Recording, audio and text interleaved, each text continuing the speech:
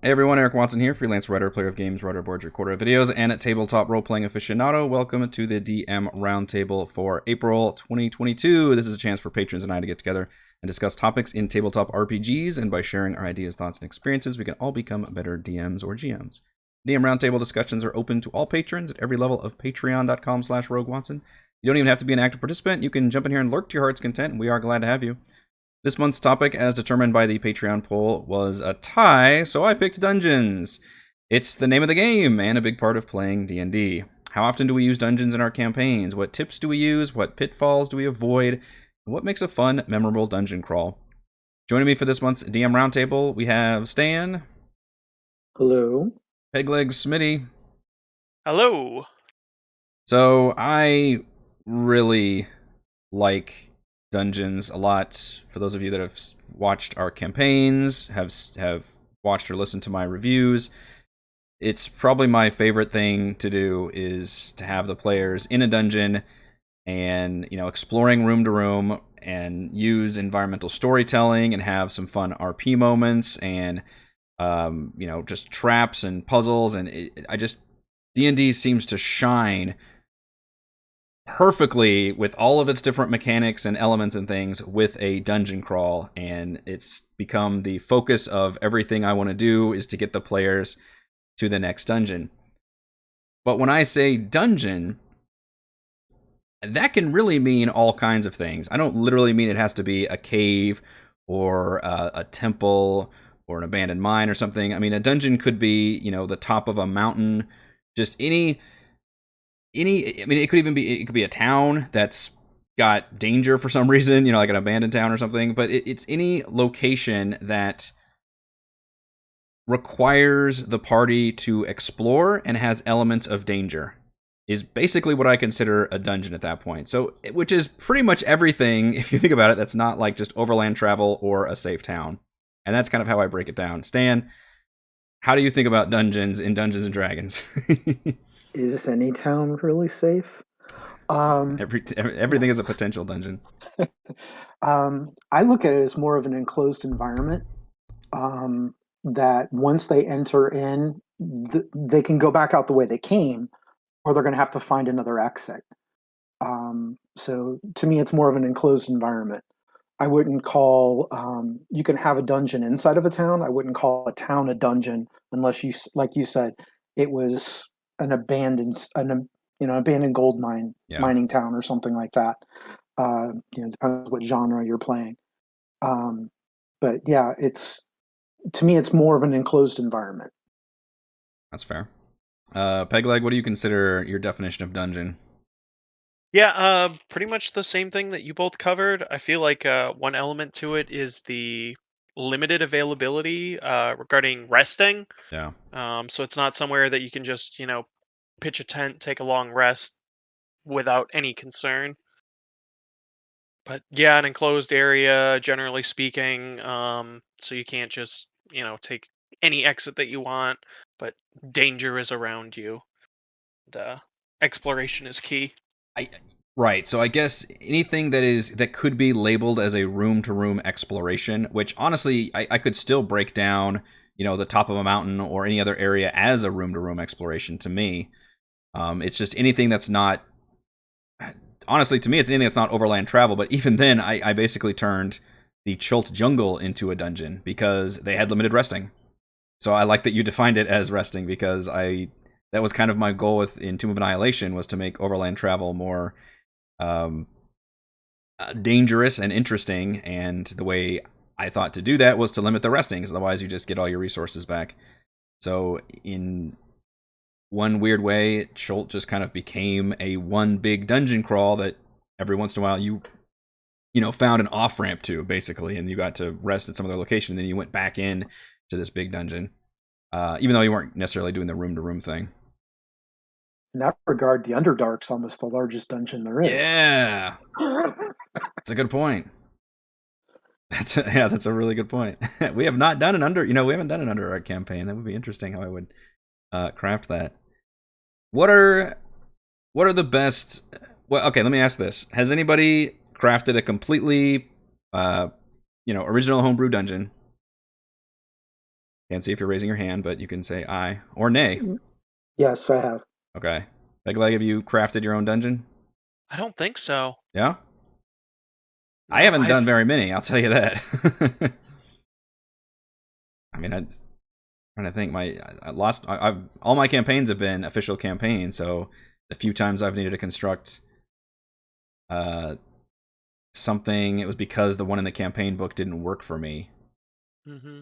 Which was, I know Orlunga was one, but I based that on another dungeon I found on the DM's Guild, and then this one I'm doing in Rhyme right now might be the most original one I've done, which is kind of why I picked this topic for this month right here. Well, Stan, I'll ask you. Yeah, what is your best practices or tips for or needs for making your own dungeon? Well, that's what we did in the 80s. So I mean, that could be taken out of context in so many things. No, but it's once again, the gray beard at the table. Impart your wisdom. That's what we did is we, like in study hall or something, you carried around a pad of graph paper. Yeah. And you would start going through. It's like, okay, what do we want to do this week? And you'd go through and you'd start graphing out using just graph paper. And we did a lot of the stuff theater of the mind where the DM's the only one that's got the map. You know what I did? I drew Mario levels because that was the big thing when I was a kid was Super Mario Brothers. So I would draw these with all the fancy things on there. Was it all same concept? Basically, yeah. Was it all Death Trap dungeons, or were you actually trying to be like, here's some role playing opportunities and here's some puzzles? We didn't have as much, at least there wasn't as much RP in a lot of this stuff. You had some of it. Still remember there was a classic module, Master of the Desert Nomads, from back in, I think that was second edition, that there was the big surprise of you go to this location and you think you're safe. You think you're getting that long rest. And oh no, that the person that you were talking to in the morning is now coming into your room at night trying to kill all of you. So you had those kind of moments. So we did have some of it, but a lot of it was you went into dungeons and you came out. You might have a little bit of RP to get you to the next dungeon. Okay. And so it was a lot more dungeon crawl. And that's where I'm leaning more towards, in 5th edition. I like a lot more of the role play, the intrigue, tapping into those backstory things. It's one of the things that drew me to your channel was the way that you took published, going all the way back to Fandelver, that you pulled in and you customized that to different people's backstories. And that's what attracted me more than just the straight dungeon crawl. That's, and what you said kind of reinforced my own, I guess, stereotype of older editions of D&D and how they did dungeons, which was more like a roguelike video game, where it was like, or like the old Diablo games, where it's like, here's all your, you're talking to all your NPCs in the town level, and that's where you're doing your RP, but then, okay, now you get the quest to go into the dungeon and do a thing, and when you're in the dungeon, you're just in pure, like, hack and slash mode, which I love hack and slash. Like, don't get me wrong, I fucking love all those, loot pinata video games. Like, I absolutely adore that. But I do really enjoy how these later editions have said, well, wait a minute, we can actually, turn this dungeon and have it include everything that we like. We don't have to separate the, the NPCs of the town. And the easiest thing is just to put prisoners in the dungeon. And then suddenly you've got an opportunity to just have dialogue that's not just, a menacing villain monologue or something. Brandon, is that you, Skalenia? Yes. Hello. Welcome. We are in the middle of our DM Roundtable talking about dungeons. You think he's there? I am here. Oh, hey. Nice. And I was saying that one thing I try to do with all these dungeons, and especially when I'm reviewing products, is to see how well does it use all of those pillars of D&D within the dungeon itself. So, combat's usually always there, although some dungeons are surprisingly light in combat. Exploration is typically a given because, and that's where dungeons go hard, is that's where you get your exploration pillar from, is the dungeon crawling, right? But that requires, you have to allow the players to explore. If you just, I've looked at dungeons that just had, it was, room A, room B, room C, room D, and they were just one after the other. And that's not really the exploration pillar. That's just opening a door and going to the next room. You're not really giving your players any chance to go around and go to different places and find, secret doors or branching paths and really make these choices. I really want to have the player have these choices, which to me fills the exploration pillar. So when I'm looking at dungeons, I specifically look and see, what kind of branching paths are there and what kind of choices can the players make as they make their way through the dungeon. And then the third pillar is having that social opportunity, the role-playing opportunity. And it's, it depends on the size of the dungeon, and sometimes it's as easy as the players take an escort of an NPC that wants them to go to the dungeon because for whatever reason. And that's where your RP social stuff comes from, is maybe it's the NPC ally you've got with you is going into the dungeon with you, and that's fine. Or it can be one that you find in the dungeon. Or it can be, a surprise twist of, hey, this goblin wants to talk to you instead of fight you. Or there's multiple factions, and you can, talk to either faction, have them, ally with one of them. So I'm looking for all of these different pillars, even just within, I'm looking for them within the overall adventure, but also specifically within all these dungeons. And some of them are very, if it's a 5-room dungeon of like a small cave or a 4-room, whatever, I'm not probably going to look for all of that. But for a lot of adventures, the marquee focus, 8 times out of 10 is going to be a dungeon crawl at the end, right? That's the big thing you do. And so that's when I'm looking for all these different pillars that can be included there. And I really like that 5e, that's kind of the design process for dungeons in general. The other thing was, going back in the 80s, is it was a younger game, and we were a bunch of teenage guys. Yeah. So, and that's the other big thing, is I went from playing with a bunch of dudes back in the 80s, and so everyone wants to kick in doors and, kill goblins and take loot. And now to where I'm a DM and I was running a game for 5 women in their 20s and the early 30s. And it's a very different dynamic in the way they approach the game. Yeah. Very different. How so? The interest in it seems like you've run the extreme gamut here.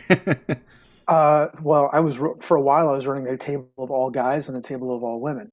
So it was, I was the only guy in the room. It was a very different way of approaching, to where they tried to redeem things. If they ran into a ghost, they were trying to put it to rest, not kill it.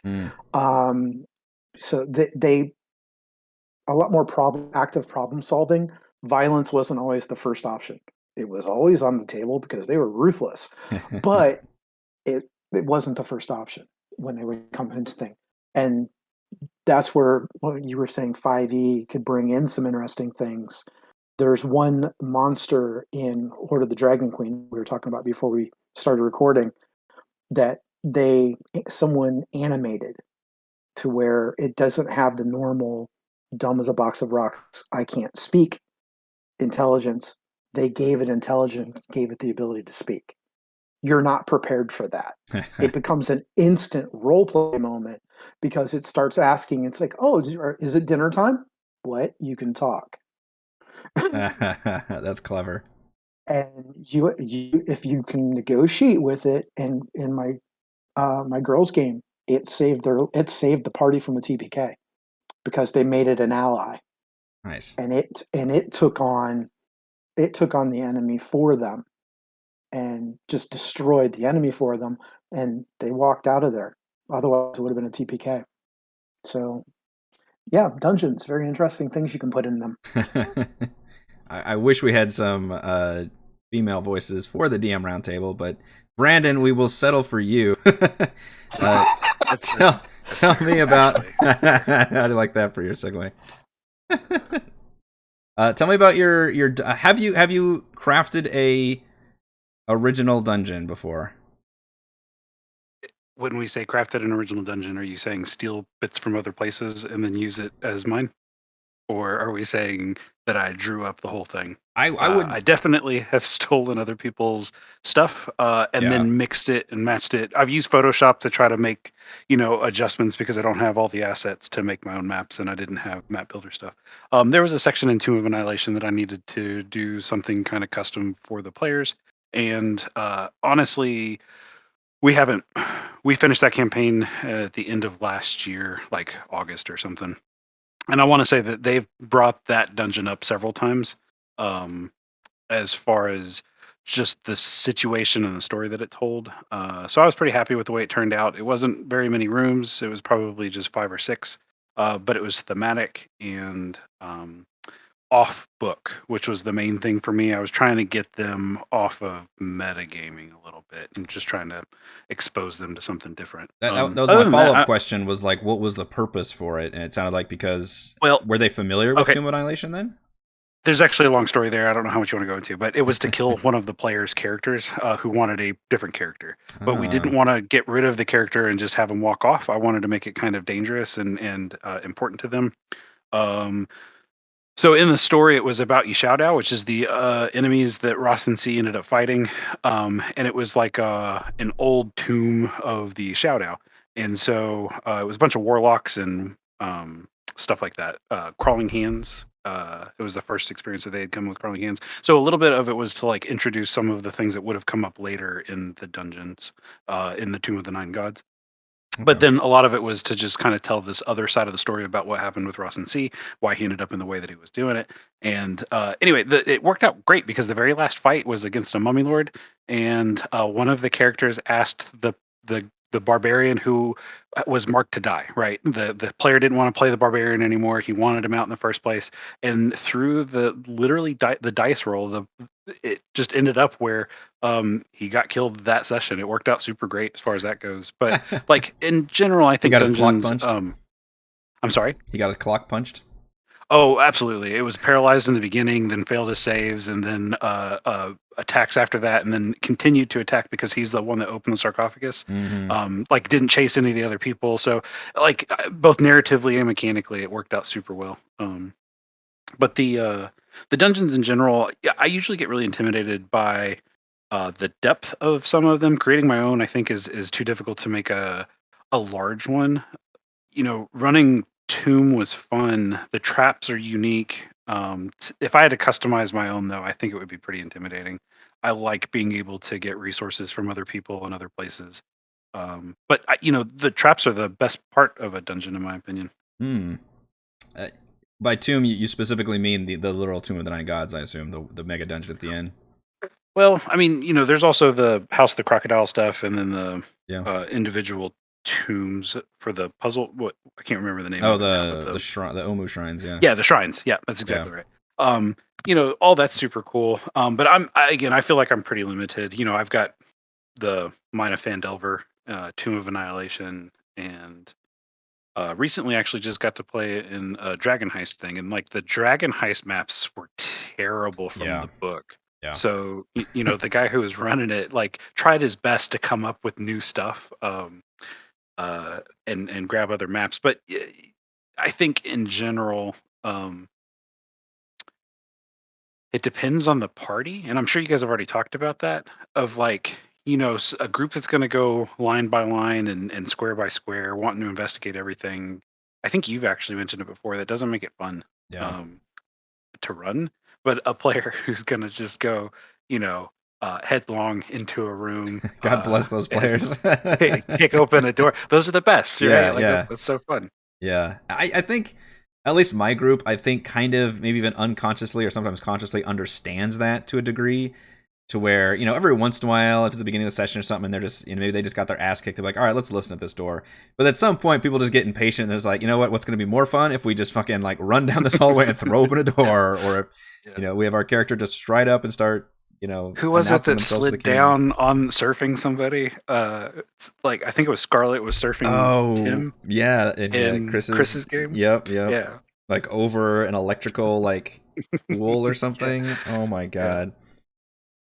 Yeah. And what's funny is you mentioned that traps and hazards can be some of the most fun, and I agree. It's funny when you're designing dungeons, it's like, okay, I gotta have so many monsters in all these rooms, and then these deadly traps. But honestly, something as simple as just a pain in the ass pit, or some kind of slide spike thing. It's like the most simple little environmental hazards can end up being such a memorable, fun part for your party, because they have to come up with creative, fucking MacGyver solutions to all this shit. And that's when they start looking at their abilities, they start looking at their unique spells that they have. I know that my players, what is it, in Rhyme right now, one of them has now the ability to hover, and the other one can climb on walls. So you'd think that would be discouraging for me to make environmental hazards and things, but actually I'm looking forward to it, because that's a great chance for them to show off all those skills and be able to go around and do all that. And I'm looking forward to them being able to do that. So yeah, when I'm looking at the dungeon design, I'm like, man, and obviously Tomb of the Nine Gods is a great, it's specifically made for a death trap, where everything is that, the Indiana Jones Last Crusade, and it's all the puzzles and riddles and dangers and all the things. Not obviously, very few dungeons lend themselves to that, because the purpose of most places isn't to kill adventurers. It's just it's an abandoned mine, or it's an old cave, or it's whatever has happened here doesn't necessarily, it's just a creature's lair that might not, they need to live there. They're not gonna have all these fucking traps everywhere. So I think it's fun to have a couple of those, but I look forward to having another opportunity to try and run something like Tomb of the Nine Gods that had that kind of puzzly, dungeony aspect to it. I'm gonna get a little bit closer to it maybe when we get to our finale, but it still won't be a mega dungeon. It'll be more of the Omu Shrine things that we'll be recreating a little bit. And I feel like there can be a point that a dungeon crawl's not fun for everybody anymore. If you're 6 sessions in and you're still halfway through the dungeon, sometimes that's not fun for everybody. Yeah, for sure. So it's a interesting mix to build a dungeon that's just big enough that it's interesting and keeps everybody's attention, and then moves into one of those next pillars, like you had mentioned earlier. I do have a quick question that I don't know if you guys had touched base on. Eric, I'm not sure how many times you've run a game live. Stan, I believe you run games live pretty often. But the difference between I've run a lot of in-person games, a dungeon being on Roll20, with the quality of life improvements that you get from that, versus a dungeon you're running in person, where everybody kind of metagames and sees rooms that aren't there. You know what I mean? Like with dynamic lighting, you can hide stuff better. But when you're playing at a table, it's harder to hide some of those rooms, and people either see it and want to go explore it, or you do your best to cover it up with paper or whatever the case may be, but it still doesn't change the fact that there's just a different experience when it's at a table. I don't know if you guys have talked about this, but do you guys have any preferences on whether you're rolling, you're doing dungeons on a virtual tabletop versus on a table thing? Stan, do you run with maps and minis and stuff when you do on the table? Yes, I have a game table, and I can put almost a 4 foot by 6 foot map in it. Do you do like a Chesic map where you just use the dry erase or wet erase stuff? Or I actually printed off Forge of Fury, that huge map that you only saw a portion of, Eric. I printed off every single floor of that dungeon and put it on my table. Now, did you do it on regular 8x10s and split it up into multiple ones, or did you have it done at Kinko's or something? I printed it out on 8.5x11 printer, normal paper, taped that thing all together, and I put it on 3/4 scale. I couldn't do 1 inch. I had to do 0.75 inch, and it covered the entire dining room table. So more than once, when I was running the Phandelver to start with, and it transitioned into the Lost Mine, I was going to FedEx and having them print these large maps, and it was like $40 a map, basically. I think Lost Mine of Fandelver was like $80, and Wow. like it worked out okay because they'd pay for dinner, and I was like, this is fun, and I'll have it to use in the future or something. Yeah, But like still when it got relatively to cheap Tomb for of going out as a Annihilation, group. when it got to Tomb of Annihilation, I was just like, yikes! I mean, we're gonna be Mm. at these maps like once or twice. Spending $40 just doesn't make sense. So I switched over to Chesic stuff and just hand drawing it instead.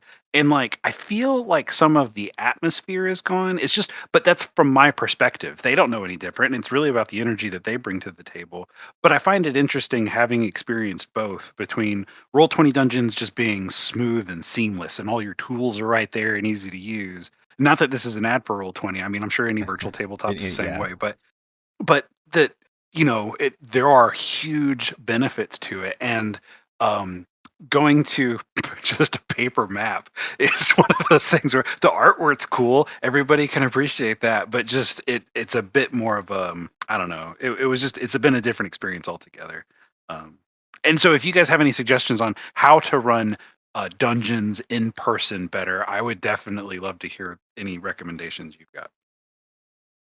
It comes down to how big of the dungeon is it. Right.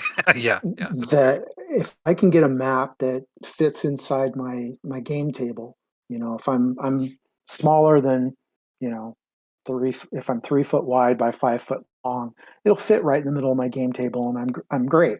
It's not a problem. The minis go out. My family game is in person, and the nieces love that. They're moving their minis around, and they have a blast. But if you're running something like, Dungeon of the Mad Mage, you Right. need Roll20 Right. or some other VTT, because if, it's not going to fit in my game room, let alone my first floor of my house. That dungeon's huge. Yeah. Have any of you tried using a television and making it like the virtual map thing? Oh man, I Has see so that many been cool something? pictures of that on Yeah. Reddit. I don't have like the TV table set up for minis, but the last time I ran a game in person, I play with my brothers, but we play online because we're all over the state. And the last time we played, when we all got together, we just hooked up somebody's laptop to the TV and made it so that they could all control their characters, and we used the TV for the map, and then just Oh, that's rolled cool. dice in person.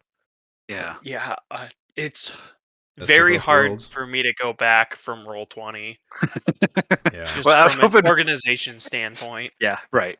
Right. I have very limited experience playing not on Roll20. I have a family game. We play the Humblewood, and I'm just a disaster. Like I just like what how do I like I've got the DM screen. I just have like I'm just writing down like initiative and HP with like pencil scribbles. I'm just like, how does anybody, we've got maps with the kind of what you guys are describing where you put different 8 by the normal 8 by 11 together and make a little map, and we just have little paper standees instead of minis. And it's fine, but like it all seems like such a pain in the ass to keep track of like the initiatives and like everything. I'm just like, oh man. So I like the idea of just maybe in the future just having a laptop that could at least handle a lot of the other stuff. And even when we play Gloomhaven, which a lot of people would poo poo adding any kind of digital component to a board game, but for the same reason that I play digitally D&D, I think the experience can be very well enhanced, and Gloomhaven has an app that tracks all of the monster hit points and status effects and initiative, and it made it so much easier to where I think next time we start, we don't do it very regularly, maybe like once a month or something, but I think I would implement playing like a lot of that stuff on Roll20, even if it's just for me to have a laptop where I can track hit points and everything else, and whether or not we actually want to use the map or not, that would be another step. But like, I get so fucking lost when I don't have all my Roll20 or any VTT It stuff does in make front you of feel me. kind of dumb It once you're like does. I'm just halfway like, in do and I you're even just know like, what all I'm right, I know I had doing? this note somewhere. It's under these 6 pages. Yeah. Even like monster stats in person, it just means like I'm constantly flipping back and forth between the different pages of the monster manual I have Yeah. bookmarked. Yeah. That we realize I like, use a laptop. we have to go I, buy the like the spell cards because like Heather's playing Yeah. my wife's playing a druid, and she was like, she just wrote down the names of the spells, and she's like, I guess I have to use the player's handbook to look up my spells. And I was like, they sell these little fucking cards that you're supposed to use, but yeah, that's Basically, because you're used to using Roll20 for everything. I use a laptop with about 12 tabs Mm-hmm. open of different monsters for D&D Beyond's encounter builder is really good for keeping track of stuff. It's true. So I use that. So I have my different major encounters. So as we're going through a dungeon, I have those all prepared. And then I do have the spell cards for in person. And running that's some of the tools to run an in-person game. We have completely segued into the third topic that was on this poll, by the way. Yeah. It was Dungeons, Dragons, and Virtual Tabletop. I know we're basically just talking about that. Well, we need to talk about dragons next then. Yeah, Yeah. How many dragons are we talking? 1.5 dragons per dungeon. No, that's a very good topic, and I'd like to have a whole DM roundtable specifically about that. Although we're talking it pretty good, but I want to, I'm putting my producer hat on, saying, all right, let's bring it back to specifically talking about dungeon and dungeon design. What I thought had really great pacing, as we had talked about how some dungeons are just too long, were the elemental dungeons in Princes of the Apocalypse. I thought were all well designed, heavily themed, and were pretty long, but they weren't ever designed like you had to go do every room. There was a really great example of how they had all kinds of branching paths, and the players could, feel like they completed the dungeon, I'm doing air quotes, and only actually have seen half the dungeon. And the players, themselves can choose, like, okay, well, let's go explore some other stuff. Or they can say, like, okay, well, we took down the boss and we, felt like we've done enough stuff, so let's just move on to the next area. Which is, probably a tough thing to do as a game designer, because you want your players to see all the cool stuff you've included. But from a player perspective, does the player feel like they've seen enough of this dungeon? And one of the trickiest things, I want to talk about this too. One of the trickiest things, I talked about how the exploration pillar of dungeon crawling is being able to let your players make the choices on where they go and having those branching paths so that it feels like your dungeon has all these different, like, oh, we could go this direction and experience these rooms, or this direction. And the players don't know because they're just trying to use context clues to determine everything. You as the DM are going, ho, ho, ho, you're going this way. Which Forge of Fury is a good example of that. But one problem that a lot of dungeons have that sometimes is fixed and sometimes isn't is that the party can end up in the final boss room way too soon. I don't know what the best solution to that is, other than doing the Zelda thing of saying, like, oh no, this final boss dungeon happens to be locked by a super boss key, and you have to go, the boss key can be, oh, you need 3 jewels scattered around the dungeon. Tomb of the Nine Gods did some cool things with that, by the way, where they had the skeleton key door, and you had to go and get all those little skeleton keys spread across the dungeon, which I remember talking about back when I was crafting that dungeon. Like, there's no way in hell that I'm going to let my players actually miss any of these, because who the fuck wants to go up 4 levels and try to find a little skeleton key running around? That's the opposite of fun. But it gives you a sense of progression for the players as they're going along. And then they even had, in addition to that, they had a microcosm with just the level that the Beholder was on, and said, hey, to access the Beholder level, the Beholder boss, you also had to find whatever it was, 8 or 10 keys just in that level alone. Even though those, and Tomb of the Nine Gods is an example where you could literally walk, I think you had to do the first level, most of it, but then they had like the super staircase, right? And you could sit there and go all the way down to like level 4 or 5 and skip all those rooms if you wanted to. And I thought that was such a bold fucking choice.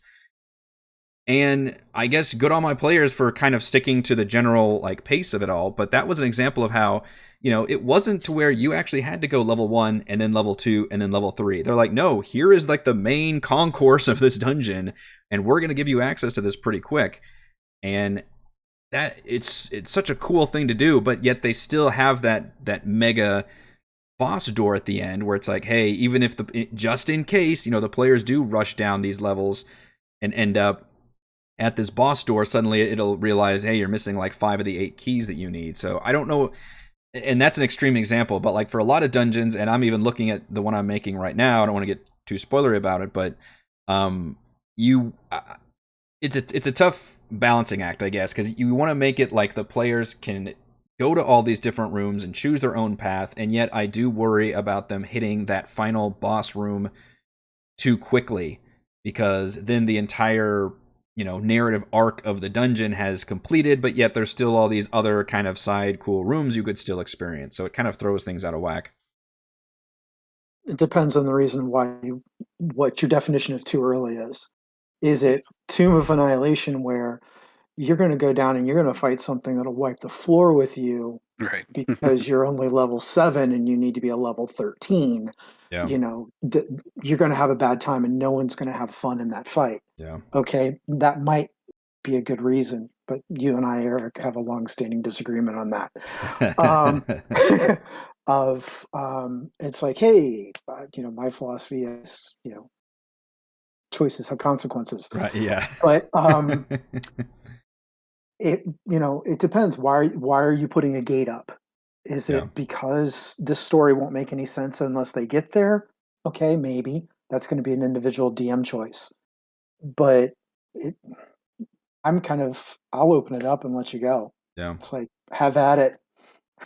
The funniest I example don't put gates and stuff. Yeah, I have been absolutely guilty of doing it multiple times, and the funniest part that I can remember is the final dungeon in Phandelver, where the party literally just fucking skipped all the way to the final room in like 2 heartbeats. And if you look at the dungeon, they can do that. It's just I just wasn't prepared for it. I thought I had more time, and they made it all the way back there, and I literally had to say, like, I think I had to literally come out of the content and be like, I am not prepared for you guys to open this door yet. It's super locked, like you can't get in yet. And that was less of a I don't want to run this boss fight now. It's like, I'm literally not prepared to run this boss fight right now. Like, I haven't prepared any of that. So that and from an early point in my DMing, that was very early in my DMing career, that was me realizing, like, okay, I have to be prepared for the party to actually make all these, because they don't know, like, there was no context for like, oh, this one cave door, happens to be the final boss room. It was an available path for them. And that's something I've run into several times, is letting them explore, but at the same time, I have to be prepared for any wacky ass paths they take, because I'm staring at the map the whole time. So paths make sense to me. And what I'm trying to do more of also, and you might have seen this in the crafting streams, is I'm trying to, at least on, playing on virtual tabletop like Roll20, I'm trying to literally do the Control L and look at my player's point of view and say, okay, what can you actually see? And what would draw you to certain areas? And what paths do I think you're going to take, even though it's hard to presume that kind of thing? And are they going to make it to a final area early? And it's just, sometimes it's better than others, I guess. It rarely is it's going to be the end of the world, and obviously if it was really bad, then I would put up a very hard gate. But I think what I would like to try to do is instead give them context clues, or maybe very obvious, like, hey, you can go this path, but it's going to be nasty, but here's a tip of you can take this other path that might be a little bit longer, but, in other words, don't literally have the DM come, like the voice of God coming down and saying, don't go this way, but you can put those kind of notes and things in the dungeon itself and let the players make the choice then, I think. It's tough. Sometimes that encourages players to just keep poking. For sure. You know what I mean? Yeah. Like, Nobody I tells can't me do what to this. do. Well, Yeah. what if I try this? I experienced that as a player. I unlocked the door on just a lucky thieves tools check where I shouldn't have unlocked the door, and it was exactly that. We got to the end boss before we did the rest of the dungeon. And it was one of those where it was fun. Everybody had a good time, all that stuff. But Yeah. it was a situation where it's like, man, if we had done the rest of the dungeon, all this would have made way more sense than it does right now. And that's from a DM perspective, like should the DM have locked that door behind like a super lock or something? Because that's something I always wrestle with. And that's the argument of the MacGuffins. At least give you it forces you to experience the dungeon. Yeah. So like the castle, or not the castle, the beholder eyes, the crystal eyes that you had to do. Yeah. It forces you to interact with things to try them out so that you can see if stuff's hiding somewhere. I thought that was a really fun solution. Was this isn't. I guess technically, and especially in my campaign, I did make it you had to be in this room because I think I put one of the skeleton keys in there. But technically, it could be an optional room. But you had to, collect all the things, which means you could end up at you could end up at that beholder door right off the bat if you wanted to, but you could not get in. There was no way to pick that lock. There was no way in. Instead, you had to collect things to get in the dungeon, and all the things were scattered around the dungeon. So it literally just motivated and kind of rewarded the players to going to all these different, that one crawl space thing that's just a fucking horrible trap. But there's one of those crystal eyes in there, so at least the players can be like, all right, well, at least we got something out of that room, and it wasn't just a complete terrible experience. So I do like that tool for if you're gonna super lock something. Maybe don't just make it there's a key somewhere we have to get, but make it a cool we gotta put these 3 skeletal hands in this pedestal, and that will do it. In fact, the Call of the Netherdeep had a one of the dungeon things had something like that where they had to do some little puzzle to get to the next area. I really respond well to those, and I think the party does too, and that makes it more interesting and helps motivate the exploration pillar more if they have to go, through the dungeon and collect the things. That doesn't work for every dungeon necessarily, but I do like when that presents itself as being a fun tool to use. What are some pitfalls to avoid with making our dungeons? And I get maybe this is kind of a group-to-group thing, but what are some general problems that either you've experienced in your games or that you just don't like DMing or that you don't think makes good dungeon experiences in dungeon design? You need cohesion. When you're going through and you're designing things, monsters live here, unless you're, dealing with an undead crypt or something like that.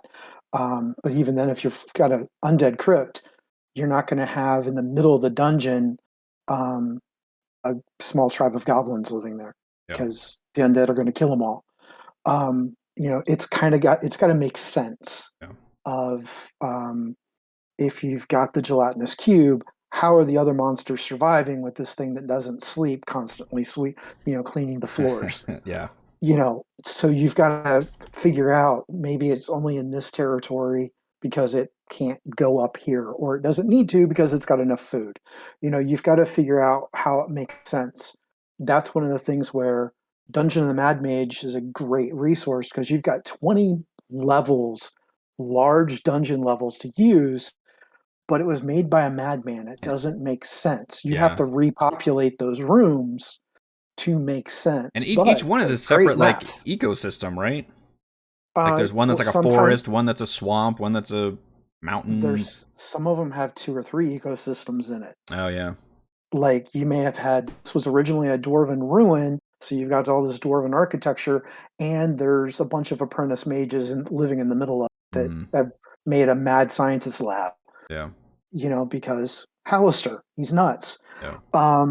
So cohesion would be the big tip that I'd say is it's got to make sense, because it's one thing to make your players go, I wonder what that is, too. What the heck? 2 totally different reactions. So you could play with that too if specifically you had a dungeon that was created by some intelligence or was in some realm where things didn't make sense. You could mash those things together. There's actually 2 paragraphs in the Dungeon Master's Guide about dungeon ecology, which I think is what you're talking about, which is, hey, if there's living creatures in there, they need a source of fresh water. They need a way to get food. And like I said, if you would have undead next to regular creatures, unless there was a very specific, or maybe there's a sealed off, area where the living creatures haven't been able to get to, and happens to be there's an undead thing lurking in there. There has to makes sense to have exits in a dungeon if there's living creatures in there that they can regularly get to. It's that kind of stuff does make sense, and that goes. I think that helps eliminate the random dungeon design feel that might plague a lot of video games where they just kind of throw everything in there. It can be fun from a hack and slash point of view, but when you want to actually experience things from a story perspective, I think having dungeons make sense is important too. There's actually, and I skimmed through this, there are a couple pages on dungeon design in the Dungeon Master's Guide on page 99. It's only 4 or 5 pages. You'd think it would be a little more prominent, but there's good stuff in there. It's here's some tables for creating dungeons, the history, what created this dungeon, where is it located, and how to create maybe different factions. And then there's a section on like different doors and hazards, so slime and mold, secret doors. And then in the back of the book, there's another section on specifically creating a random dungeon where you literally can roll tables on traps and hazards and obstacles and all that. I'm mentioning that because I think that's still a really good resource, especially if you're just like, I don't know what to put in this room. Like, I think that's some useful stuff in there, especially because there's tables on, like, I was even looking, because the one I'm making right now is basically dungeon : mine, which is one of the tables in here. It's like, here's different rooms you could have: a barracks for miners, a bedroom for a supervisor, a chapel dedicated to a patron deity of miners, earth, or protection. That's a great idea. I could include that in my dungeon. I would not have thought of that before. Cistern to provide drinking water, a guard room, a kitchen, a laboratory to conduct tests in, an office used by the mine supervisor, a smithy for repairing damaged tools, a storage for tools and other equipment. When you're just trying to literally fill out room to room, this kind of information is really, really good to have. So, and they've got some and I think Xanathar's had some more about creatures, but this one specifically is like, here's how to actually stock a dungeon in terms of the rooms. And not every room, which I forgot where I read about this, but somebody had a rule of 3 where you want to divide your dungeon into 3. Total number of rooms, divide it into 3. And a third of the rooms should have creatures. A third of the room should have something interactable in there, like a puzzle or a hazard or treasure or something for the players to do.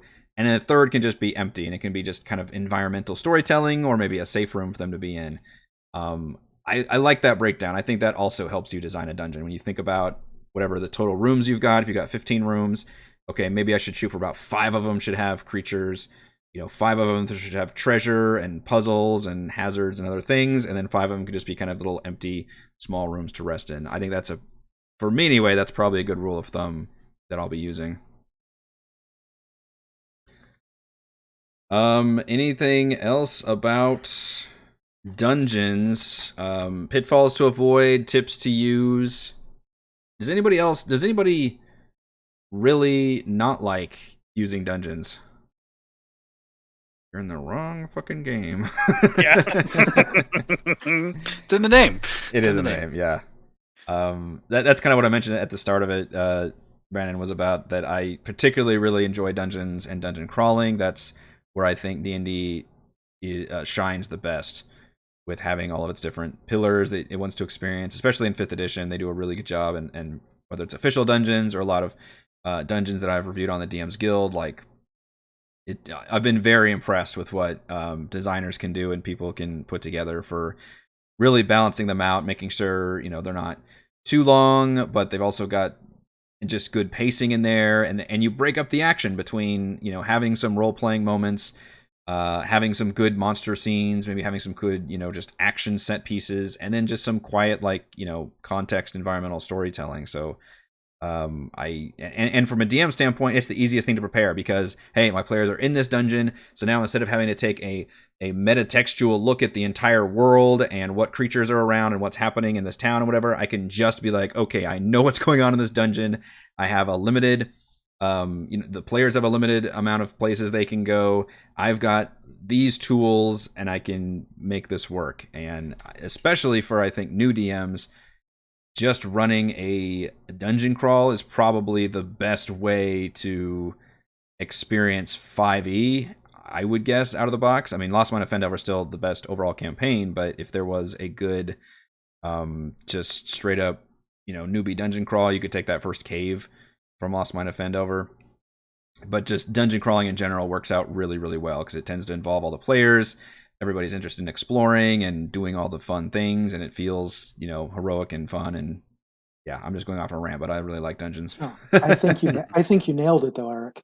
That if you're a newbie DM or you're in a hurry, the easiest thing to do is put in a dungeon. Yeah, because it is a contained environment. Even if you give them 2 or 3 paths, everything that's in the dungeon. They can't surprise you. Yeah. Well, or at least it's a lot. They'll try their damnedest to surprise you. Yeah. It's more difficult for them to surprise you, I Yeah. should say. But like if you're playing um, Dragon Heist. You're in Waterdeep. Yeah. Good luck. Yeah. It's like role playing in New York City. As a DM, you're overwhelmed Yeah. The because player's going to ask I you, well, can have I to go know. do this? I'm like, I guess. And I got to come up with, yeah. I want to buy some custom stationery so I can send a letter to my mom. And you've got to make a stationery shop. You never know what they're going to do to you. But Yeah. inside a dungeon, it's that contained environment. And as Pegleg, I think, started us off with, it's limited rests. Yeah. Yeah. And so it makes it easier for you to prep. Which is something we hadn't covered, which is that's really the best way to look at pacing for a dungeon. Because I think, correct me if I'm wrong, but I think 5e added the short rest. I know they had like healing surges in 4th edition, but I think the way like the short rest is mechanically defined, I think was a 5e thing. And when I first looked at that, and I had very limited experience with D&D before that, but I thought, okay, here is the solution, because for so long I was, a lot of my D&D experience came from video games like Neverwinter Nights, and like you could just fucking hit that or Baldur's Gate or something, and you could hit the long rest button and you're just back up to full and you're hunky-dory, but then, some areas would just restrict you from doing the long rest. So like, all right, well, I guess I got to retreat or, pace myself, which is what D&D wants you to do.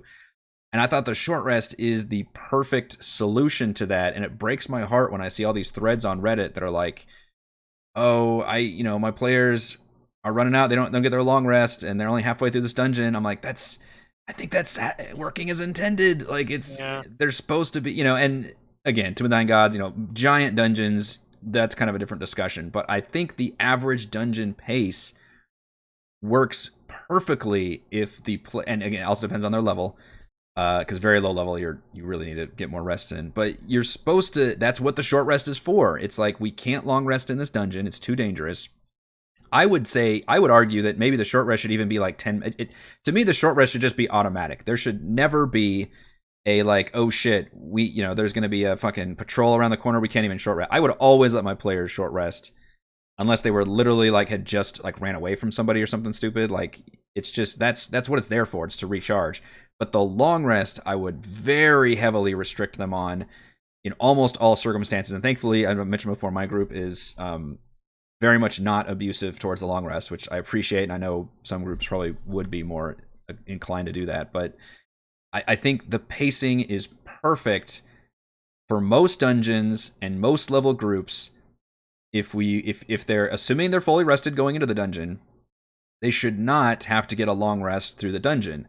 And that's just how, and D&D is not a JRPG where a JRPG is like, oh, we need to make sure to give you that save point and that full rest before the boss. That's unfortunately not how D&D is paced, where it's more like, no, we need to, make sure we've been saving our resources and thinking tactically and not having our sorcerer burn all their spell points and all their spell slots, on this one fight, and making sure to get those short rests. And also, if you're getting those short rests in, which you should shoot for 2, if you forced your players to take 2 short rests before their next long rest, I think you've done a damn good job of pacing, and you've made your monks, your warlocks, and your fighters feel a lot better, because all of their shit works on a short rest. And I feel so bad for these players in these groups who never get, they just get long rest. They never do the short rest thing. And then who would play those classes? Because those classes work specifically on like, I know I can use my stuff because I can short rest in this dungeon. So yes, dungeons and short rests, that is what they're there for.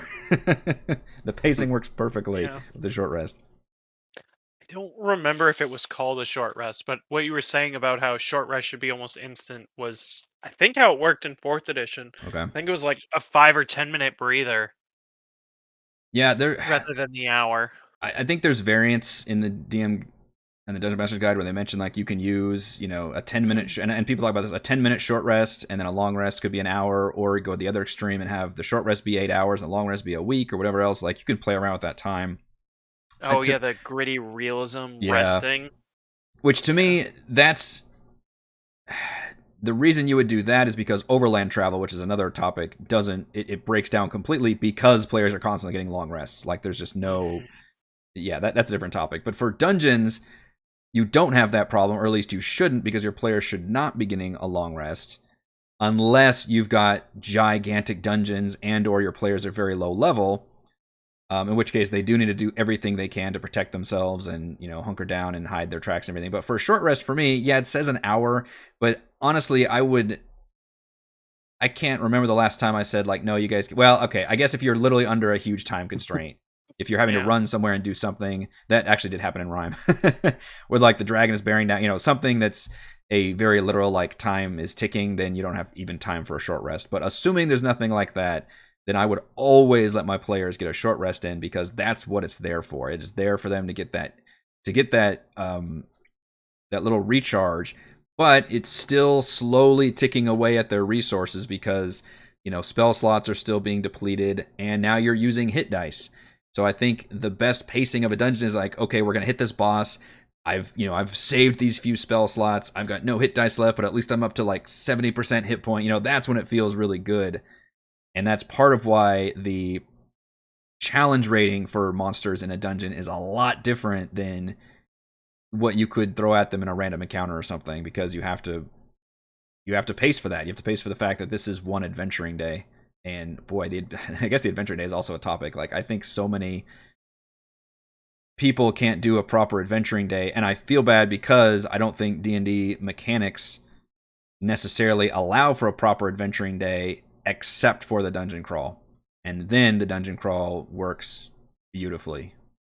Yeah, I absolutely agree. Isn't it like 6 to 8 encounters Yeah, but for an adventuring day? Six is considered magic.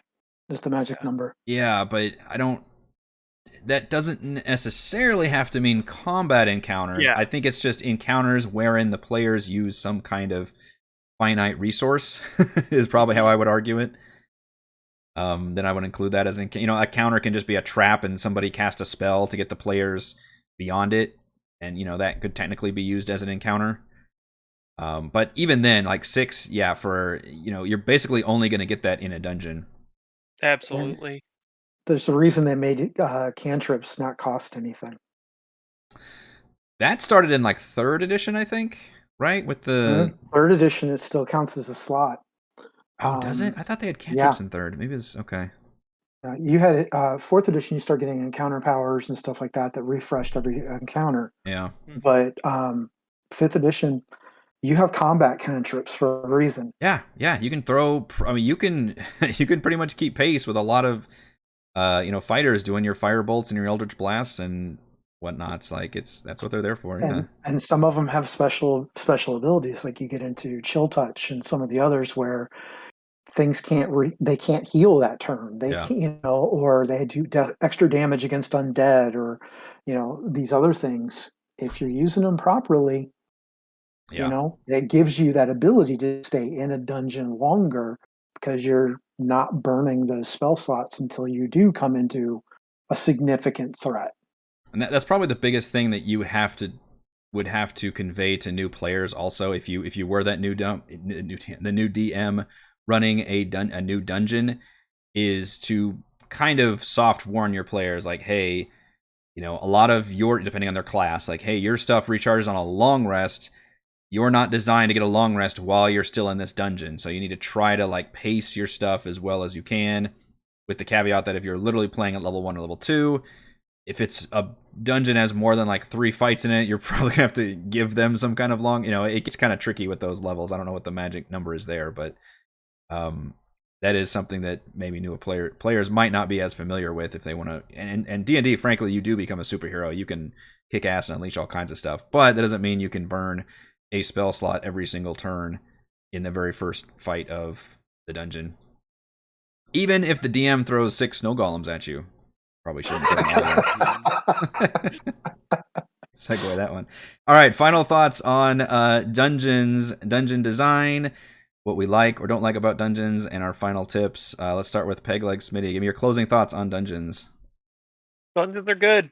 Run them on virtual tabletop. Yeah. Specifically with all the we are so spoiled with virtual tabletops. Holy crap, they've gotten real nice, and I love my maps. Scalenia, give me your final thoughts on dungeons. Yeah, I think you made some really good points. It was interesting the connection between the rule of thirds with the separation, right? You've got the 3 pillars, you have the idea that you can split up the dungeon with those 3 ideas, and then that a lot of times 3 seems to be the magic number as far as 2 short rests and before they can get to their long rest. So keeping all those factors in mind and using the dungeons to help tell your story or just have fun. I don't know if I would have to go back and check, which I'm not going to, but if we've ever had a situation where we needed a third short rest before getting a long rest, I feel like by that time, unless it was literally like, oh, we might as well just get one for no reason, but in terms of pacing, it does seem like 2 seems to be the sweet spot, and most people have burned through all their hit dice by then. Stan, final thoughts on dungeons?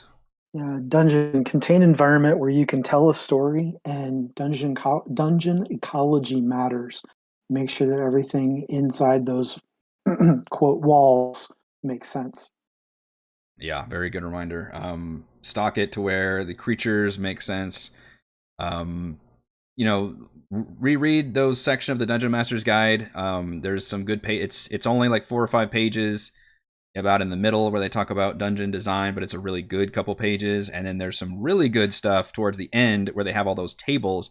Now, I'm not somebody who's ever going to sit there and be like, oh, I need to generate dungeon. I'm going to roll a bunch of D20s. Like, that's just bananas to me. But in terms of like, okay, I'm actually building this dungeon, I need some ideas for stocking, creatures and rooms and things. It's very incredibly helpful. And in terms of dungeons, yeah, I am pro dungeon. I love them. The best dungeons tell their own self-contained stories. They also make sense in the narrative. And they experience all 3 of those pillars of D&D. The players get a fun chance to explore and, really, even if they're on a railroad throughout the campaign, once they enter a dungeon, they should really be the ones in charge in terms of where they want to go and what they want to do next. And sometimes they make really hilariously bad decisions. And I think we can let them, maybe try to funnel them towards the more narratively satisfying stuff, but we can't ever control what our players are going to do. So definitely do your dungeons and make them memorable. I think that is going to do it for this month's DM Roundtable. Thank you so much, Pegleg, Smitty, Sklenia, and Stan for joining me. And thank you to all the patrons. Shoutouts to Platinum patrons, Joe, Will, Tiny Dancer, Thomas, Adam, Stan, William, I'm Loud, Al, Kyle, Skalenia, Genocider, David, Jammin' Clam, Seth, Nebula99. And gold patrons, RPG, Papercrafts, Pretty Boy, and Yuma, Marcus, Dead Lizard, Lounge, Sam, Lumpy Spuds, Jerome, Nathan, Fast Like a Tortoise, James, and Lasser. Thank you all for your support. And I hope to see you all again for next month's DM Roundtable discussion. Thanks for the opportunity. Bye. Bye.